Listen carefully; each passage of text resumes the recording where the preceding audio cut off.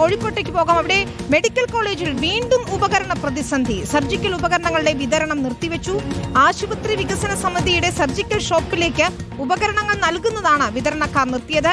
കുടിശ്ശിക ഇനത്തിൽ കോടികളാണ് വിതരണക്കാർക്ക് നൽകാനുള്ളതും. സിനോജ് തോമസ് ആണ് ചേരുന്നത് വിശദാംശങ്ങളുമായി. സിനോജ്, വീണ്ടും ഒരു പ്രതിസന്ധിയിലേക്ക് കാര്യങ്ങൾ എത്തുകയാണോ?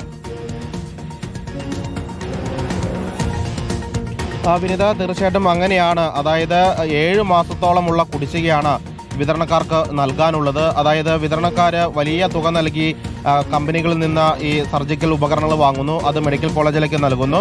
ആശുപത്രി വികസന സമിതിയുടെ മെഡിക്കൽ ഷോപ്പുകൾ വഴിയാണ് ഈ സർജിക്കൽ ഉപകരണങ്ങൾ രോഗികൾക്ക് നൽകുകയും ചെയ്യുന്നത്. പക്ഷേ അങ്ങനെ മെഡിക്കൽ കോളേജിന് നൽകിയ ഉപകരണങ്ങളുടെ പണം ഇതുവരെയായിട്ട് വിതരണക്കാർക്ക് മെഡിക്കൽ കോളേജിൽ നിന്ന് ആശുപത്രി വികസന സമിതി നൽകിയിട്ടില്ല. പല വിതരണക്കാരും ലക്ഷങ്ങൾ കോടികളൊക്കെ തന്നെ വായ്പ എടുത്തുകൊണ്ടാണ് ഈ ഉപകരണങ്ങൾ മെഡിക്കൽ കോളേജിന് നൽകിയിരിക്കുന്നത്. അതുകൊണ്ടാണ് ഇത് നിർത്തിവെച്ചുകൊണ്ടുള്ള സമരത്തിലേക്ക് പോകാൻ വിതരണക്കാർ തീരുമാനിച്ചിരിക്കുന്നത്. ഇതിനു മുൻപ് ഓഗസ്റ്റ് സെപ്റ്റംബർ മാസത്തിലും സമാനമായ രീതിയിൽ കോഴിക്കോട് മെഡിക്കൽ കോളേജിലെ വിതരണക്കാർ സമരം നടത്തിയിരുന്നു. അന്ന് ഒരു ഗഡു നൽകിക്കൊണ്ടാണ് താൽക്കാലികമായി സമരം ആരോഗ്യവകുപ്പ് അവസാനിപ്പിച്ചത്.